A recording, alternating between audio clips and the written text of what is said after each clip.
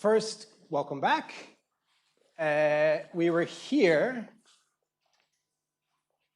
with these kind of funny dice that come from spelling, from language. And we thought that, look, it's interesting how the entropy is growing as I change the length of my sequence, but it's not growing as fast as it would grow if all the letters in my sequence were independent. Nonetheless, the entropy per letter, so the entropy per letter is decreasing. We can define a quantity, which is getting closer to our entropy rate, which is, we'll do this for 3. Oh, let's do this for n, sorry. So now imagine I'm in some limit, which we'll come back to, is hard often to sample in the real world. But now imagine that I have an n letter sequence, and I'm going to define this quantity h as the entropy of that n letter sequence divided by the number of letters. It's exactly what we did here in the 3-letter case. Okay? And if I do that, then I'll define the entropy rate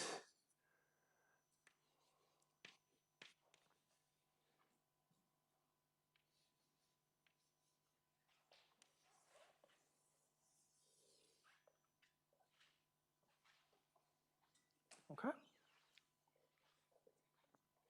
And another way to think about this is that in the limit of large sequences, and again, we're going to large sequences because there's correlations between the letter, we want to encompass all the interactions that the letters can have. So at large n, the entropy should grow at this is the same statement as this. We expect the entropy to grow, this is really for large n, at this slope times n. And we want to know what this is. Okay? That's going to be the same h, remarkably, that comes in here. Okay? All right, so we did it for 3 letters, but that's far from the infinite limit. What do you think h is for language? So for 3 letters, we got down to 3.3 bits, which is a modest reduction from the 1-letter entropy, which is 4.1. What do you think it is for long strings of text? And this we can't sample directly. Why not? Actually, I didn't ask you that. Why can't I sample 10-letter sequences? How many 10-letter sequences are there? If I include space, that's a lot of sequences. And you need the probability of each of those sequences, right? Because that goes into the definition of entropy. So there's no way that straightforward sampling is going to get you to this limit. Right? Nonetheless, there's a lot of clever arguments, including from Shannon in that 1951 paper, which I'll make available. So there is a rough answer to what this is for language in the large n limit. Does anybody have a guess? Throw out a number. What's that? 1. Higher or lower? Higher. Lower. Can't be that much lower. It's bounded by 0.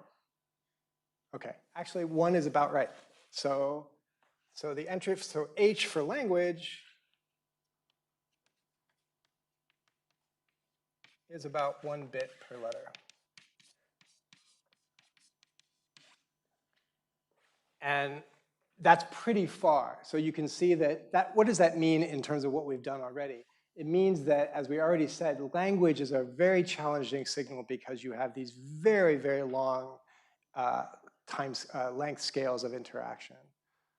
Right? But those length scales of interaction mean that the space of sequences, of long sequences, is much more structured than it would be if you just cut it off here. Okay? Okay. All right. And so this h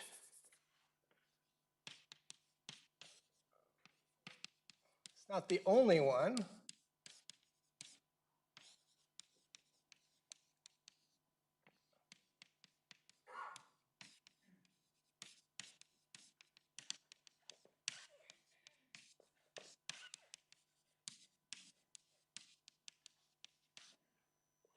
Okay.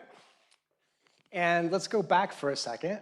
We'll come back to the chaotic example. Oh, I erased it, too bad. In the logistic map, so if we go back to the cases where, let's take an attractor that is a fixed point. So for small r, so remember the logistic map is this guy. Okay, for small r, 0 is a fixed point. So what's the dynamics of the logistic map if it comes to a fixed point? If it comes to a fixed point at 0, so x equals 0 is a fixed point for r less than 1, stable fixed point, less than 1, then the dynamics of this map is really, the late time dynamics is really simple. Now, the early time dynamics didn't have to be, it could have been depending on initial conditions, but once it hits the fixed point, and it's going to be something like that. Right? What's the entropy rate of that sequence? 0. At long, you could worry, someone might worry that, well, there's a little bit of variability, depends on where I start. That's true, like I could have a different initial condition that gave me a different early transit, but it will end up, and these zeros will go on forever. So if you go to the long time limit, it's just one sequence. 0. Okay, what if r is greater than 3 though, so for r greater than 3, the dynamics of logistic map, let's say between 3 and 3 point something, can't remember, let's say it's a 2 cycle. So now what if x of n is this 2 cycle, some stuff before and then this goes on. What's the entropy rate of a 2 cycle?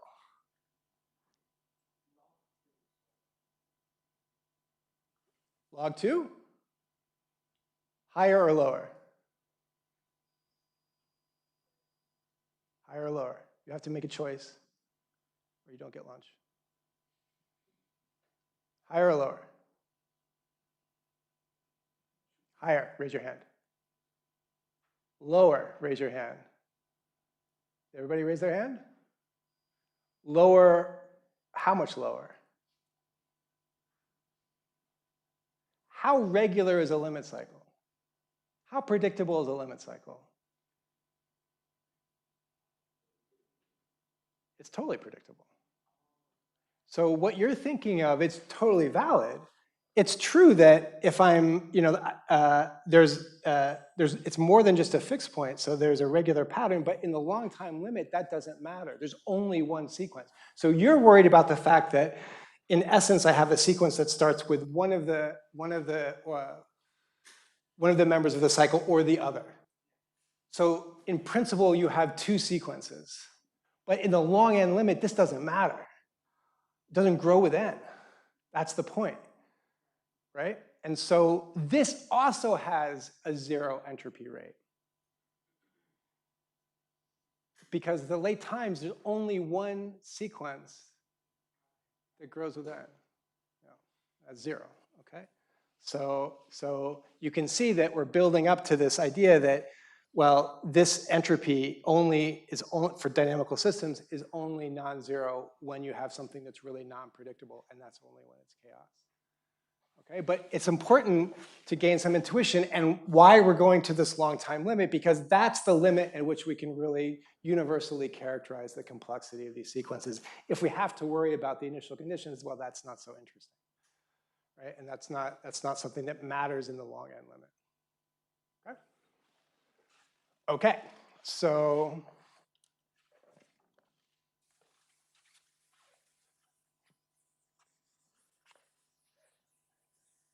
I think I'm going to do, I think I can get through 15 more minutes on the board, and then I will blitz you with slides. Okay. There's something that probably you don't know about.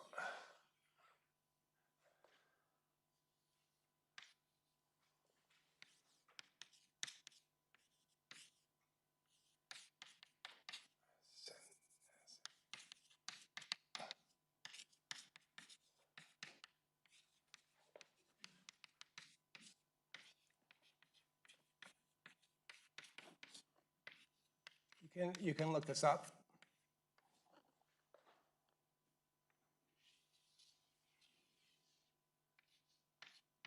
So imagine a space of sequences. Letters are a perfectly fine example. You could also think about the binary sequence coming from an Ising model. Okay? And with letters, for example, with 3 letters, then we have 27 to the third, 27 cubed possible sequences. So this omega is the space of all sequences.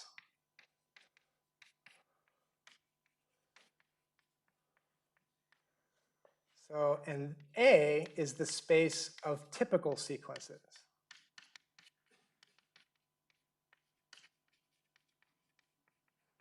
These are the sequences that you're most likely to see. Okay? And the asymptotic equipartition property states that the size of AN grows as E to the H.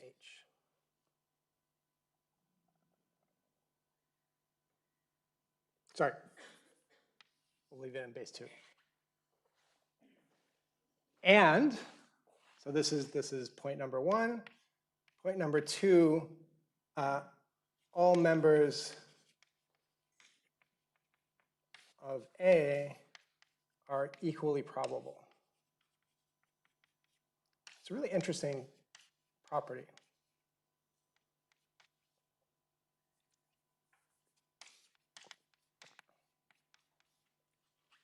So in this space, this is really only true in the large N limit. So in the space of all possible sequences, oh, there's a third property, right? Sorry. Probability contained in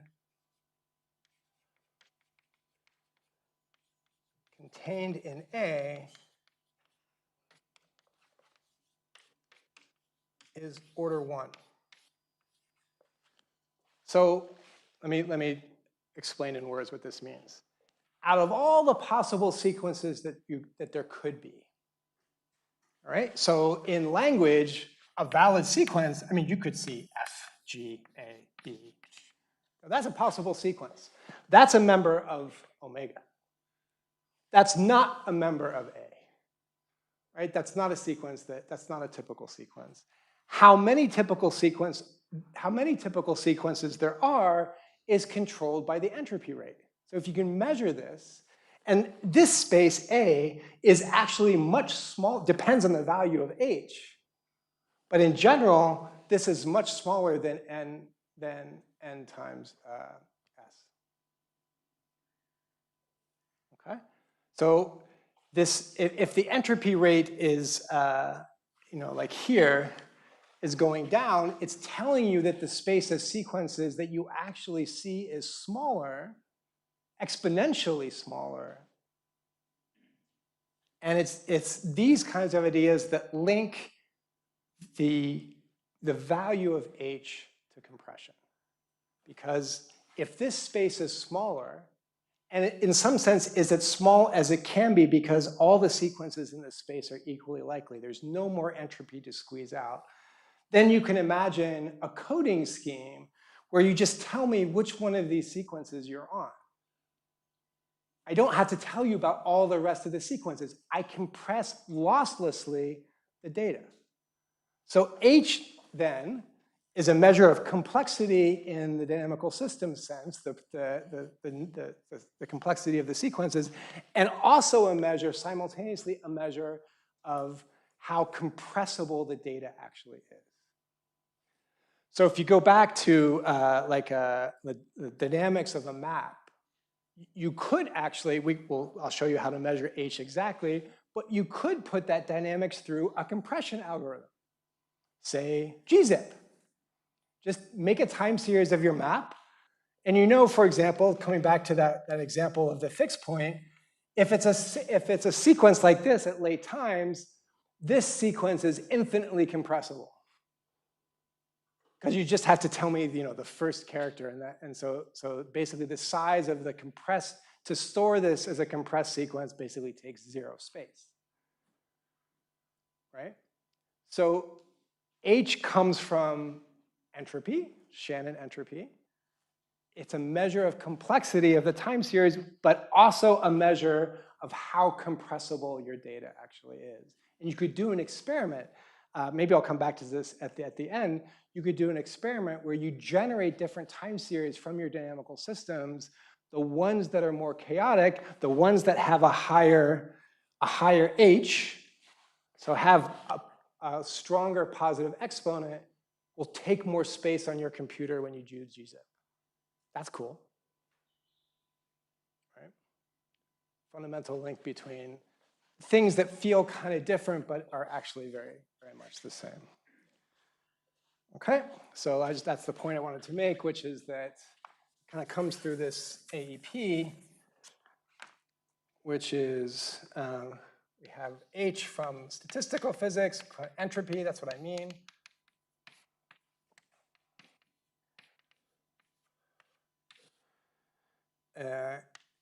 Goes to dynamical systems through the Lyapunov exponents, goes through compression in this way through data, kind of as data science. So this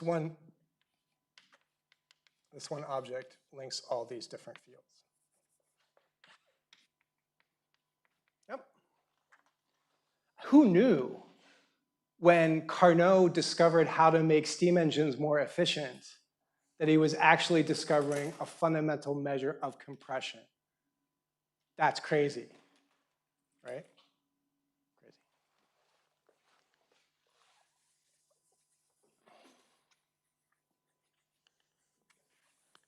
All right. I want to end on a point that will kind of lead into the lecture. And it comes back to this point here. We expect this to be true for large sequences, but large sequences are very difficult to deal with. Right? We just don't, you have to come up with some clever sampling algorithm. What do we do about that? Okay. Here. Okay. So something that kind of encompasses most of physics, really.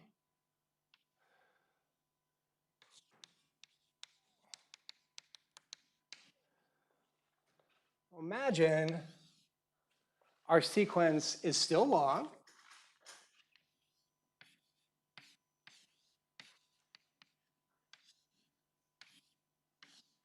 Okay, I'm going to deal with conditional probabilities for a moment. So imagine I have the last member of my sequence, sigma n, and this vector means it's shorthand for all the things that came before. Right? And I'm asking about this conditional probability. If the system is Markov, then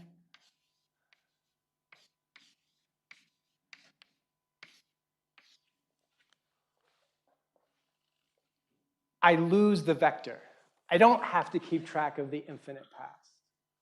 I just have to keep track of the nearest path, the nearest point in my sequence. Okay? And lots of systems in traditional non-living physics essentially fall into this Markov category. It's what we think about in typical dynamical systems and so on. Of course, natural language, other things that we see. It's an interesting question we'll come back to. Why isn't the world Markov that you measure in biological systems? We'll come back to that. Or is apparently not Markov. So this is our Markov condition. What does that do? Okay.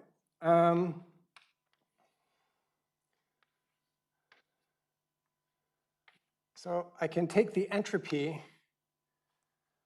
Okay, so we're gonna use this, but let me come back and write the entropy. So I'm gonna write the entropy as I did before. So this is the full entropy of the sequence as this conditional entropy with I haven't applied the Markov condition yet, plus the entropy of everything below, right? That comes back to what we did already. So I can take the entropy of my really long sequences, and I'm just breaking the first one up. So I'm taking the conditional entropy of this last variable, condition on everything from the past, and then entropy from everything in the past, right? That's some formula down there. Let's write that down. So this equals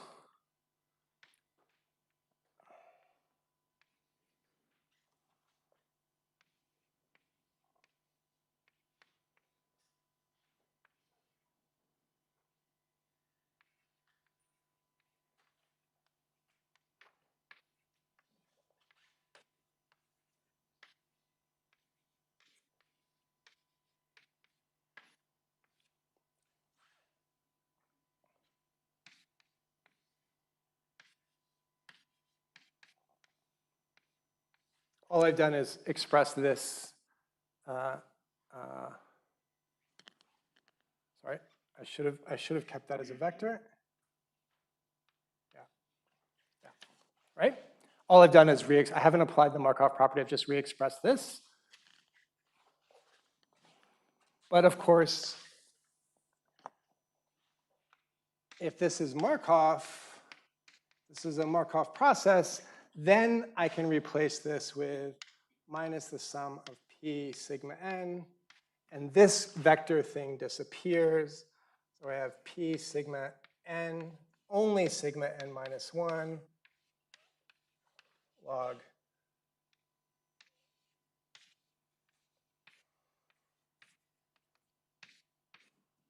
and that's that term, and then I still have this guy. Okay. Now remember that we said for large n, so S sigma n should go as Hn, S sigma n minus 1 vector should go as H of n minus 1. So if I subtract sigma, the entropy of sigma n, if I subtract S of n minus 1, I get H of n minus H of n minus 1 is equal to this guy.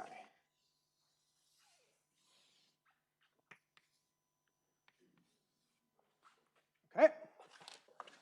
Mostly this is algebra.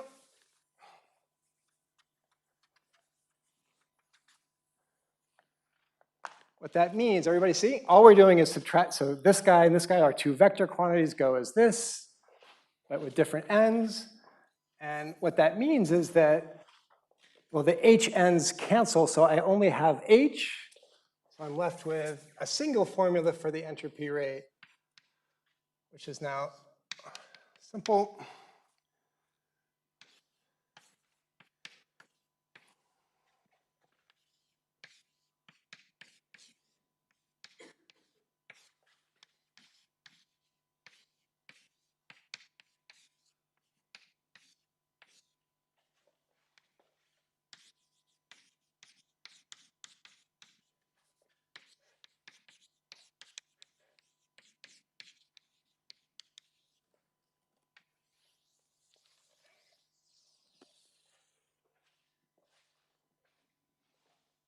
So the Markov property, really severe, means that I only pay attention to my nearest past, but that has the advantage that I can now write an exact expression for the entropy rate, and all it depends on is the conditional probabilities, which we call the transition matrix between sigma I at time t and sigma j at t plus 1. That's all I have to measure. Okay, so we call this thing the transition matrix. but it's just this collection of conditional probabilities. Okay? So if you have a Markov process, you can measure this entropy rate exactly, and that's the formula. Okay. All right, so I want to just end with an example. We're going to use this, by the way, in the lecture, in the research slide talk. We're going to use that.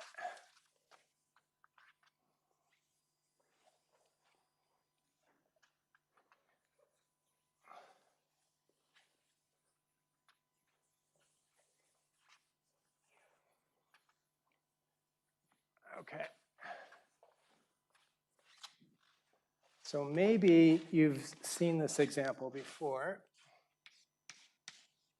There's all these crazy discrete time dynamical systems that are nice illustrations of. So it's a same category as our logistic map, something like this. But in this case, it's the following.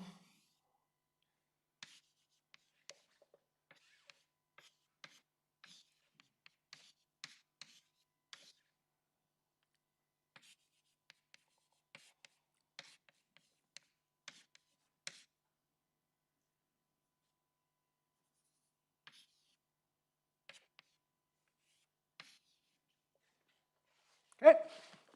So it's a single parameter. This is a parameter mu. And if I look at the bifurcation diagram for this map, so mu can vary between 0 and 2, x is between 0 and 1. Bifurcation diagram looks like there's 1. 0 is a fixed point, and then it gets really quite complicated.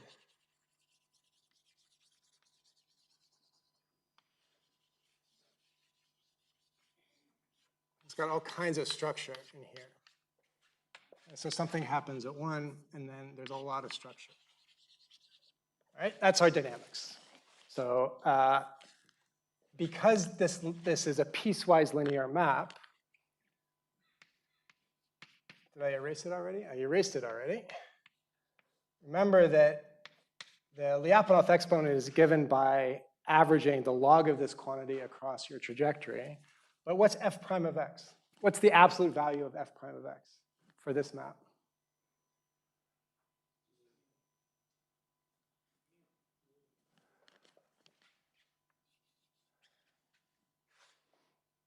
Right? And it's always positive. It's always positive because absolute value. So it's mu, and remember that. So that means that the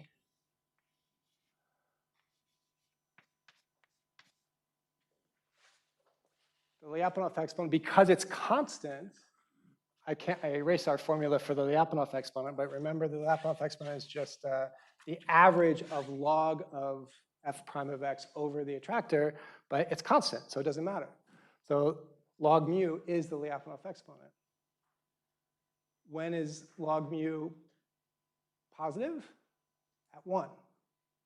So it's a stable fixed point attractor, and then there's a bifurcation, and from here, it's chaos. All right, that's just background dynamical systems, okay? But we had this other formula which came from, originally from William, right?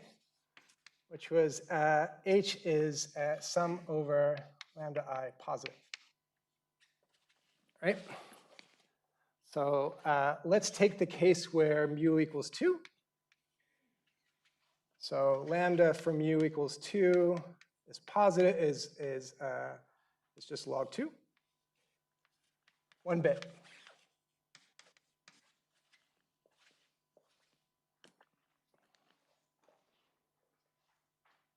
Okay?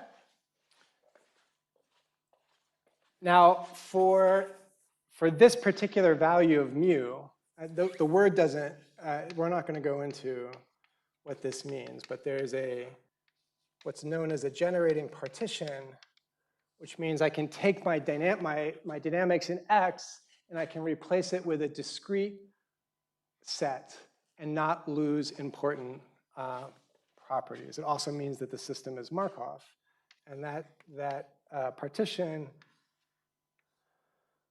is at a half.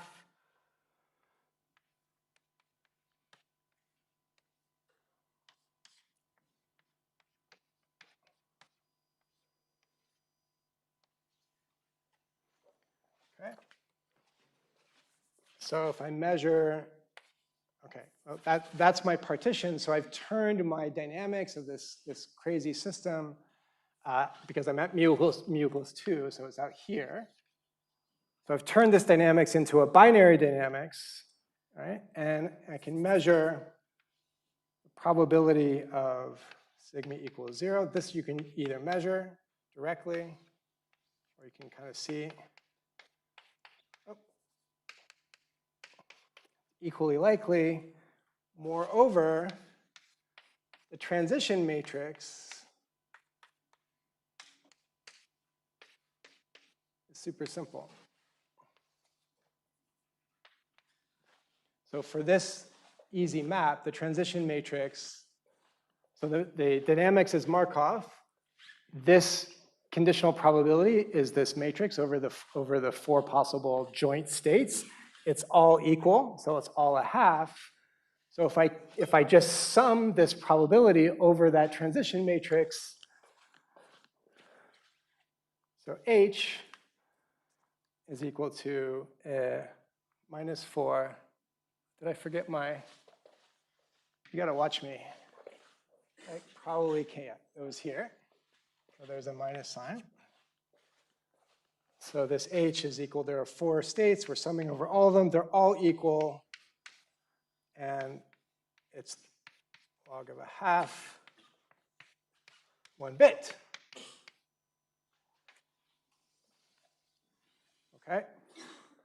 So we learned about the Markov entropy rate. We can apply it to a dynamical system where we can measure the entropy rate in the same way that we measured the entropy rate for sequences of letters, but with the Markov condition. The answer for the entropy rate of the tent map is 1 bit, and that's the same as the positive Lyapunov exponent. Okay? Just to reinforce the connections. Yes? Pardon? Oh, sorry. So, all right. Let me see how I want to explain this, because this gets really intricate. The takeaway message is, so although this is a discrete time map, the state space is continuous. It's X. And the takeaway message for you guys is breaking up a continuous space into a discrete set is always something you should be very careful about. Even if you use very fine partitions, it can change the nature of the system in ways that are not always obvious. So you should just be careful. It turns out in the mathematics of dynamical systems that there are particular partitions that are known, that are known, and I'm not going to get into, that do not affect things like the entropy rate. So if you can write that partition, if you can do that partition, you will get the entropy rate as it is, which is the positive Lyapunov exponent. If I just choose a random cut, it wouldn't work, actually. So I'm hiding that details.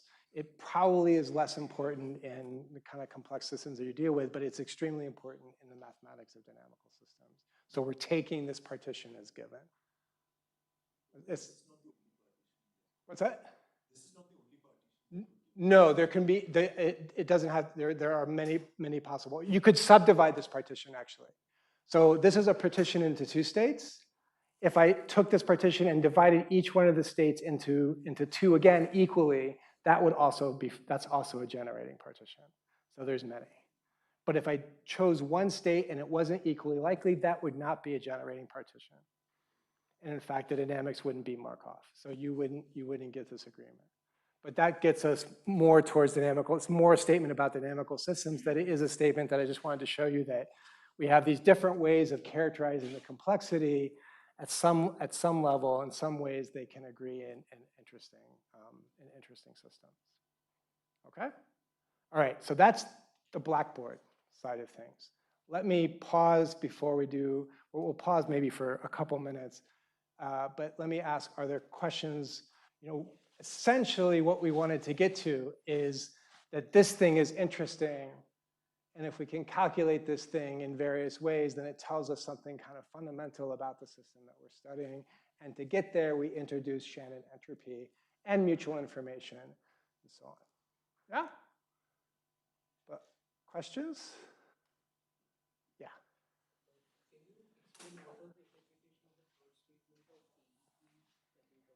Yeah, the interpretation of the statement? The interpretation is that the kinds of, take language, take sequences of letters that really occur in text. Those are a very small subset of the sequences that you could see.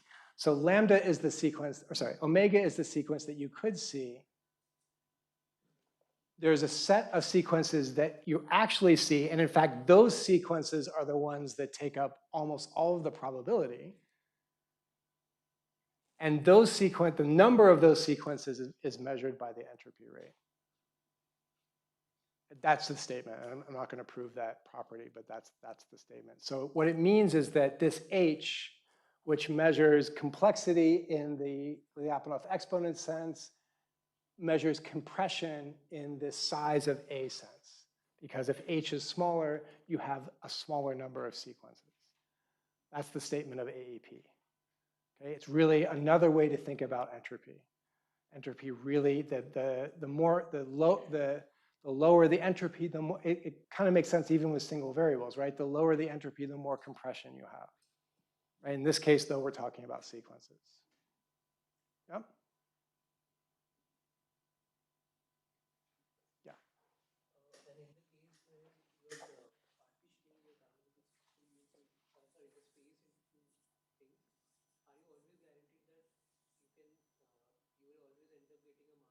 No, unfortunately, no.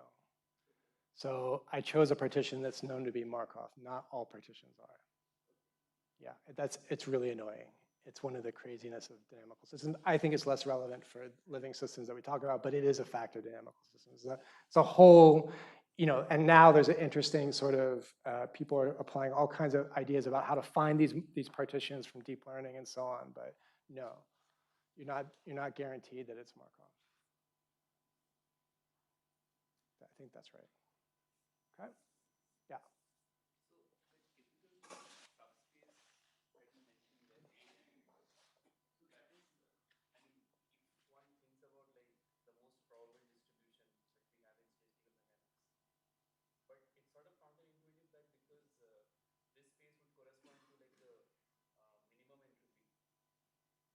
Maximum entropy.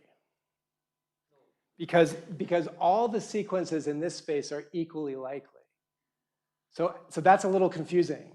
But in the space of the typical sequences, so one way to think about this is a biased coin. So imagine you have a coin that's like 3/4 heads, 1/4 tails.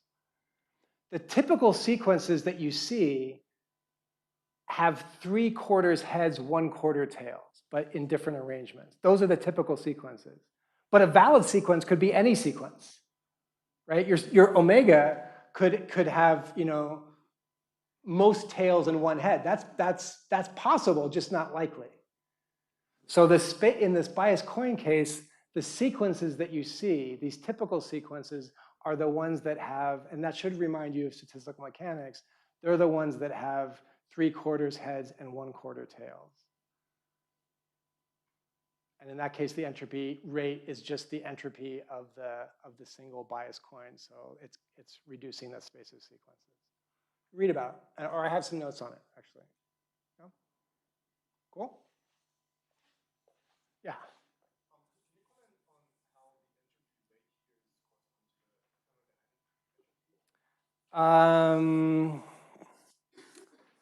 That's too long.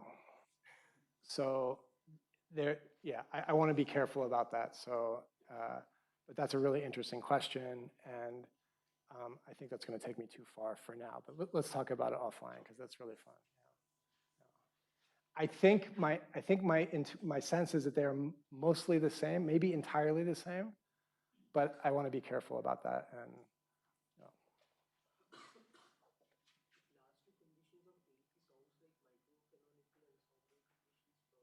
yeah. It's definitely connected. Yeah. Okay. Other questions? Okay, let's, how do I do this? Now let's do slides. Will that advance? Perfect. Okay, I realize this is, I want you to take your heads and, right? So now, and the time's gonna, I can't, oh, it's supposed to be here. I'm not gonna throw 1,000 gazillion slides. I just want you to get a sense of the work. Also the people, and you have this kind of unusual arrangement where, you know, some of my people are in Amsterdam and some of them are in Okinawa, and we make this all work, I think. And most importantly on this slide, of course, the people that are involved in all of our work. But the other important thing on this slide is the things, and especially the things that I don't talk about or won't get to today, where we just released a set of tutorials that are motivated by the challenges that we have in thinking about animal behavior at the scale of posture. So you can find them there. And that will also have some tutorials relevant to, it doesn't have this, the information stuff, but it has a lot of stuff related to what I will talk about or not get to. Okay, so if you're interested, we're adding to this. I hope to have an information theory one on there soon and so on. So we're gonna try to add to this, okay? All right, anyway. So I don't know, I switched or started thinking about living systems, first thinking about the brain. And I'm sorry if there are neuroscientists in the audience, but I find the brain way too complicated to think about. Really just hard to measure, really interesting, fundamental, lots of cool questions. But I got really interested in the next layer, which is how does the animal or how does the organism actually move? And it doesn't have to have a brain to move in interesting ways. In fact, you know, that single cell organism is doing really interesting movement with some sort of chemical control system, not neural. But then animals have brains, and there's a wide variety of how they move. That's C. elegans, if you know, Canarhabditis elegans, viewed from a microscope from the top. That's Drosophila larvae, maggots at the bottom, and those are zebrafish, adult male zebrafish, and maybe, unfortunately, like other males, you put them in the same space, and each one of them thinks it's their space, and now they're going to fight. And they're gonna try to establish between themselves who's the dominant fish. That's an important part of their natural ecology. All right. And in all of these systems, you know, whether you count neurons or genes or proteins or cells, they're immensely complicated. The degrees of freedom, you know, there was a, you know, of the dynamical system that underlies this is complicated in all these cases, super complicated. And yet in all the systems that we can measure, and there's a lot that we can measure now, the output behavior is much, much simpler, much lower dimensional, much more stereotyped, not simple, but simpler. And for me, that became a really, you know, the behavioral scale is obviously relevant for many things, but also a very useful sort of scale from biophysics to interrogate because it was easier. Also, it's easier to measure, especially now. I'll talk about that in a minute, but you know, I get the whole organism scale at this posture level relatively, at least easier than it would be to sort of measure the entire brain. Now you can measure the entire brain as C. elegans, and that's really cool. Drosophila larvae, much harder. Zebrafish, impossible, right? Okay. And then C. elegans, so biologists might know this. This animal has won more Nobel Prizes than any other system. So it's a star. Stand up for my worm. It was created as a model system by, does this have a pointer? Does it have a laser pointer? Okay. It was created as a model system by Sidney Brenner around the time of the discovery of DNA, who wanted to understand how does DNA control something really complicated like the structure of a nervous system. So this is one of the simplest nervous systems. And it's a relatively small brain, so compared to the billions and hundreds of billion neurons for you, it's only a few hundred. There's a lot of genetic tools. You can freeze these guys. You can transport them to space. And as I mentioned, one of the really cool things about today is, so this is a collaborator group in Amsterdam, Tom Shimizu. You can, those dots up there are neurons. You can measure the neural activity that's the head of the worm in almost all the neurons, or certainly the control part of the neurons. And you can do that while you measure behavior even, although that wasn't really the case here. And so this is, in some sense, a model system. It is nowhere near the hydrogen atom of biology. It's way too complicated for that, but it's still simpler than it could have been, okay? So we got interested in this animal. And, oh, I wanted to mention that what makes behavior really interesting for us today, so it didn't really matter for lots of behaviors. So you see that there's like a little green dot, and then there's a green line. That doesn't exist in the world. That's something that we draw, a machine draws on top of the image to get the shape of the animal. And we think that the shape of the animal is a proxy for what its muscles are doing for its overall body. And to draw that shape in that particular configuration is relatively straightforward. I think this is a movie. Yeah. But you will see that as part of what the animal does, it coils in complicated ways. And when it coils in those complicated ways, getting that shape is a non-trivial thing. But as with every other field of science, this is revolutionized by deep learning. And so we can build algorithms that give us that centerline shape that accurately track the head and the tail and the outline of the body, automatically for hundreds of thousands of images without us intervening, right? So it makes the data set easy. We can do that. We study fish, so we could do this also with fish, although we have less resolution on the body. We can draw body points like the tip of the head and where the pectoral fins are. And we can do that for multiple fish. That was the big advance for this. And we can keep track not just of these sort of body points in the fish, but which fish is which. Now, it's easy for me, relatively easy. You guys wear different clothes. So like in the room now, I can see all these individuals. I don't think anyone's wearing the same shirt, right? But fish don't come like that. In fact, fish look pretty much like fish to me, right? But not to neural networks.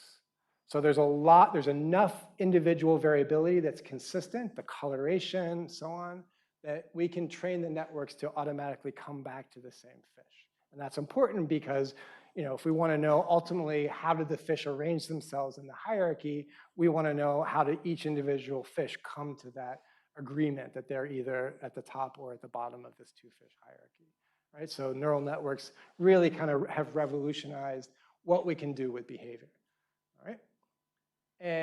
And then just as an example, showing this, we don't really work on this system. We work on a related system of ants, but this gives you an idea what's possible. So you can track every bee in a large bee colony automatically without tags, right? Even as they go in and out of cells, probably, although we haven't checked if they fly away and come back. I think that's possible now, and that's just amazing. So what we don't know, though, is what to do with those tracks. This is a bee gas. If you guys have good ideas about how to analyze a bee gas, come talk to me. Right? We think there's a lot of interesting stuff here about how they organize the colony, but that's kind of an ongoing project. Just that it's possible is already interesting. Okay, so what's my time? 5 minutes. All right, I'm going to get some of the things across, and then we'll go to lunch. So this actually represents, although it's for C. elegans, this is what we want to do for every animal. So every single animal. The idea is to start at the upper left with some relatively unconstrained. I wouldn't say it's natural because the animal's crawling on agar. I don't know. They don't live in agar. They live in the soil. They do three-dimensional stuff. We make adjustments. So that's a worm crawling on agarose. These are experiments from Will Rue. These are super high resolution. It's great. At the time we started thinking about the worm, nobody was thinking about posture. Everybody was putting their grad students or undergraduates in front of a microscope and having them count body bends or count behaviors, right? We don't have to do that. So we get that kind of data from Will. That red square is the location of a tracking microscope that's moving around and giving us those beautiful images. there's a really interesting question. Someone asked me about, do I use any of my general relativity in what I do today? And I did here. So if I give you an image like this, a worm image, you know, there's an interesting question of representation. If you're a computer scientist, you might turn it into pixels, right? And that's okay, but then you have to deal with the fact that, well, you know, if the worm is in a, you know, if you translate the worm or you rotate the worm, you're going to get a different pixel representation. So, you know, a geometric one seemed really natural. So we could take that red line, which is really the center line, should have been the center line of that image, and then characterize the curvature of that center line. And that is the natural representation of a line in 2 dimensions, right? And then you can measure the curvature, the local curvature of that particular shape, and that's what it looks like, right? You see the big curves for the body bends, and you see some small scale wiggles. Anyone want to guess what the small scale wiggles are? Is that like the worm doing it? You see those kind of high frequency, spatial high frequency wiggles? What's that? Noise. Why? What kind of noise? Where does it come from, do you think?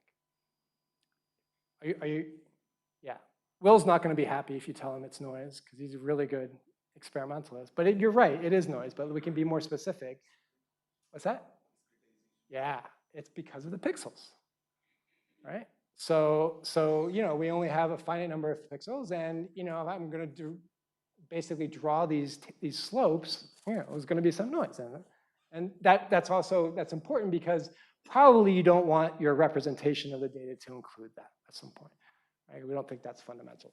Okay, so you get all these shapes. You get one of these every time you get an image. Will generates images for days and days and days. Not the same experiment, but say an hour, 2 hours, hundreds of worms. Put them together, you have this whole space of shapes. Right? Now, I could do the same with you, right? In fact, I'm sure someone's doing this, right? I could put all these markers on you. Maybe I don't even need to do this anymore. I can just watch you walk around. You're sitting there, very nice, calm, right? And the point is, if I take all that data from you, you don't do this. At least mostly, not on average, right? You may do a little of that, but mostly you move in these kind of coordinated patterns, right? Even the way you're sitting is coordinated. Your muscles are all coordinated, which means that your posture is, different parts of your body are connected. And the same thing is true for C. elegans. And the natural thing to do in this space of shapes, because the mean, what do you think the mean shape is of the worm, by the way? Straight, yeah, good guess. And that's true for most worms. So the first really interesting information isn't in the mean shape, but in the fluctuations about the mean shape. And that's measured by this covariance matrix. If I had time, that would be another Blackboard thing. You can do the tutorial. So there's 3 tutorials, and the first one is, let's learn PCA through worms. It's a beautiful illustration, I think, of learning PCA. So PCA really means diagonalizing the covariance matrix, and that's the fluctuations about the mean. And when you do that for these images, you come up with a very well-defined space of eigenworms, or sorry, a space of low-dimensional worm posture that's really remarkably low-dimensional, 4 or 5-dimensional, doesn't really matter. And once you've got 4 of those modes, you really capture pretty much all there is. Okay, and that means that, so I just that's that illustration. That's PCA on the left, and then you see kind of what the modes sort of look like. The modes are interpretable. I'm going to skip all that. But the point is, now I can take my data. I can show you what it looks like. This is what a worm trajectory looks like now in this low-dimensional eigenworm posture space. And you can see there's all kinds of beautiful structure that's just crying out for a model, right? Or for some sort of model, data-driven or otherwise. There are these cycles. There's at least 2 types of cycles. There's forward crawling and there's reverse. So the forward crawling is mostly in the plane. And not always. There's tilted cycles. And then there's this kind of figure-8 loop that corresponds to an omega turn, okay? And that's really the place that we want to get to with all kinds of other animals. And then the natural question is, and that was what the lecture was supposed to motivate, was now how do we take time series like what we see in that movie, and how do we derive dynamical system intuition from them, okay? But I think I will leave it at this, and we can, I think, right, because we're gonna go for lunch. But then if you wanna hear about how that works, or you can just work through the tutorials, which I think are also pretty, well, you can tell me what you think, whether that's good. And you will see that the big difference between what I did this morning and what happens now is we don't know the model for the worm. So we have to take all of our knowledge of dynamical systems and these tools like entropy rate, and we have to apply them to this time series and try to learn important properties of the dynamics from the time series directly.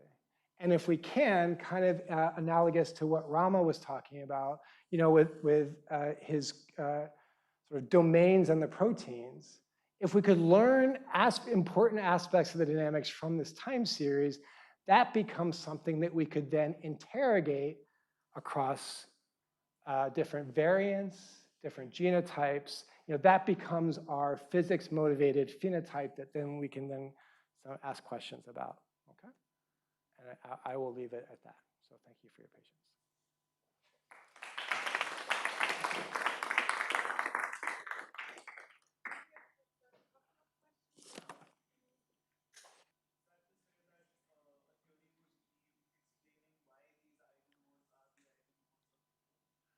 You could try for that. I think that or at least where they come from. But I also mean a model or a theory that would explain the dynamics that you see in this lower right video. So what kind of cycles do you get, you know, and so on. What is the nature of the cycles? If what I couldn't talk about is that trace that you see is actually chaotic. So if I learn dynamics from this time series, I come up with a, you know, with a finding from the worm that it's really kind of very much like a chaotic, it is a chaotic system. So where does that come from? That's what I would want the theory to help me with, exactly. I'm less concerned about the eigenworms and more concerned about coming up with a model for the, with an intuitive understanding or a model understanding, theory understanding for the dynamics. Basically, can you, why does the, yeah, that's it. Good, other questions?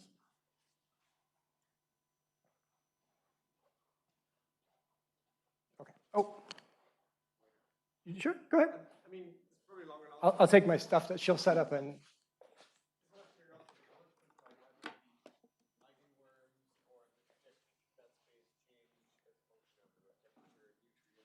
Oh, that's a planted question, fantastic.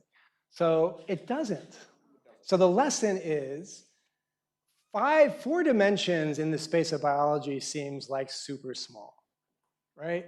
Think of the number of genes. 4, are you kidding? 4 is also super large. So the eigenworm space doesn't change if you do perturbations like you say. All kinds of genetic perturbations, behavioral perturbations, it's the same space. And the argument is, well, actually, it's a big enough space that you can fit all the wiggles that you need to fit.